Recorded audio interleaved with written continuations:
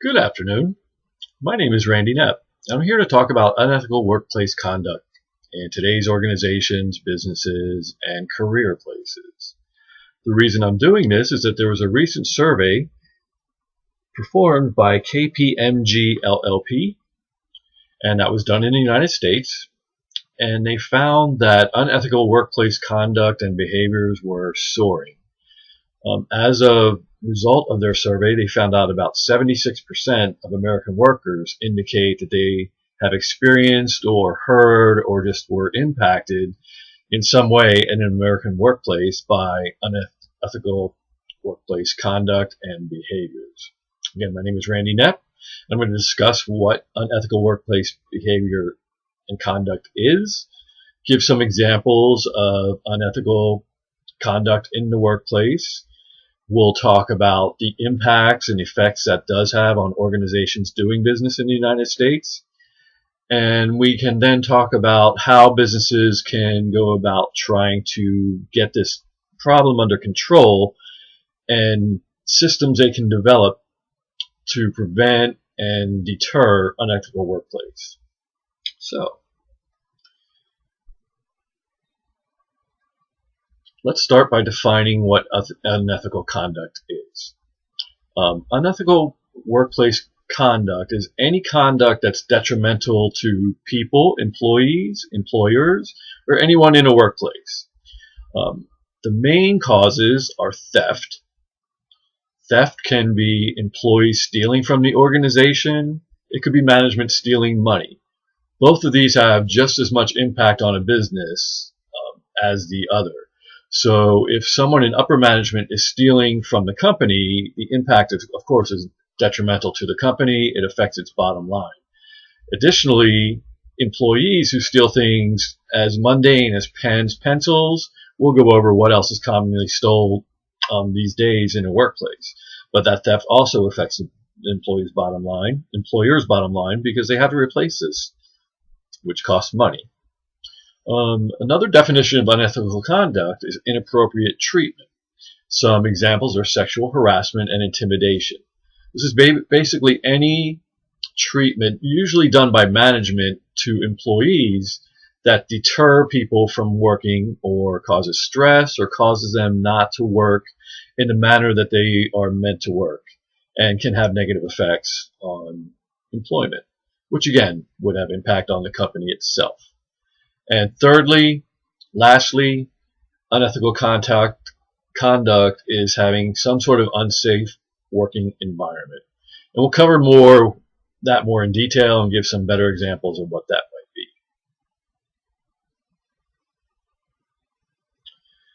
We did talk about employee theft. So this is the bottom line of unethical conduct. This is where employer steals the employees' pens, pencils. It can be chairs. I know this visual is hard to see, but I'll make it easier. The dark blue is the highest level of why employees say that they steal.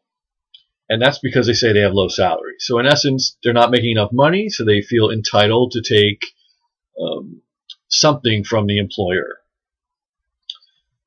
That's 44% of the people surveyed. Now, 36% of the people just say they have a dishonest nature. It's just in their nature to take pens, pencils, office products, whatever from home. And lastly, 20% of the people surveyed just claim poverty. They're poor and they need things, and work has items that they need and they take them. Unethical, but they justify it by poverty. Okay, we talked also about behavioral unethical behavior. So the first one I'm going to talk about is sexual harassment. Now, sexual harassment can go any way. It can be man against a woman against a man against a man, and woman against a woman. So sexual harassment is pretty diverse. It's also still very rampant out there in spite of a lot of actions that have been taken to try to reduce sexual harassment in the workplace. Now, sexual harassment can be done in a written way. Some sort of written communication affects someone. Usually the effect we're talking about is a lack of raise or a lack of promotion or something negative because of their sex that is affecting them in the workplace. It can also be verbal. A boss can certainly verbally be sexually harassing um, in a conference, which would be very detrimental to the person affected, or just one-on-one. But sexual harassment is also verbal. It can also be physical, which is a very serious effect. So that we're talking about someone touching someone inappropriately. And then there's nonverbal communication as well, and that's inappropriate gestures, um, facial expressions, anything that's pertaining to sexual harassment, um, and making the person being sexually harassed feel intimidated. So that's one common um, misconduct going on these days. Now, another one is unsafe working environment. Now, we all know OSHA, and they do a lot of work. In spite of OSHA, there's still a lot of unsafe working environment situations going on in the States. A recent one I saw was that um, in a warehouse, believe it or not, Facebook had people working, and the temperature was over 100 degrees. So it was extreme temperature that was just creating a horrible workforce environment. And of course, that type of physical impact on people would have a negative effect on their productivity, morale, etc. So any unsafe materials like chemicals, toxins, poisons need to be dealt with correctly. You can have unsafe chemicals in very common businesses. Dry cleaning actually has unsafe chemicals. Places where they still develop film in the old-fashioned way have a lot of toxics that need to be handled correctly, not only to avoid the employees from breathing it in or getting contact with it, but also to dispose of it properly so it doesn't affect the general population around the area. Noise is another unsafe work environment. You may notice when you go to an airport and the gentlemen or women that are taking your luggage off and putting it on the racks wear headsets. That's because the noise of the engines and the surrounding area on the tarmac are very loud. That noise can ultimately impact your health and have negative impacts on your hearing. So critical to address noise, minimize it as much as possible, and then give safety precautions and safety equipment to deal with it. As we discussed, unreasonable temperatures either way. Sometimes the environment can be too cold. People working in a freezer in a meat factory need to maintain how long they're in there at a time to avoid frostbite or cold injuries, and also need the proper garments to protect them from harm. There are other physical injury dangers, wet floors, wet environments, pools, where there's a lot of water around. It's critical that the company does as much possible to prevent slipping, falling, not only of the employees, but also of the patrons. So let's talk a little bit about the effects from unethical behavior, the effects on the organization itself. The most common effect of unethical behavior is that there's some source of loss of income. Now, of course, theft obviously causes a loss of income. If employees are stealing employers' pens, pencils, office equipment, even as much as chairs have been taken from businesses recently, of course the company then has to pay money to replace those things, and that affects the bottom line. Theft also can affect the reputation of a company. So if a company is known to have theft occur within its walls, the reputation of the company is diminished, and of course that affects the bottom line because you know what Yelp is. People rate how companies treat them, and the more negative the effect, the less effect you have as being a possible provider of a service or a seller of a product to an individual. The negative conduct also can reduce employee morale. Employee morale can affect the business in a lot of ways. A morale poor company usually has less productivity, so that of course affects the bottom line. If people have a low morale, they're less likely to work efficiently. Employee morale can also cause a higher level of absenteeism. People just don't want to go to work. And it can affect how many people you can maintain in your hiring. So if people are leaving because of the morale, that's a true cost to the company, both as a reputation and financially, to find people to replace, train, and get up to speed to do whatever that person who you lost did. So employee retention is affected by negative behavior in the workplace. And again, the reputation of the organization can be affected by any unethical behavior. No one wants to do business with an unethical business. Okay, so let's talk about some effective methods to reduce unethical behavior in the workplace. So the first thing we're going to talk about is ethical leadership. Start from the top.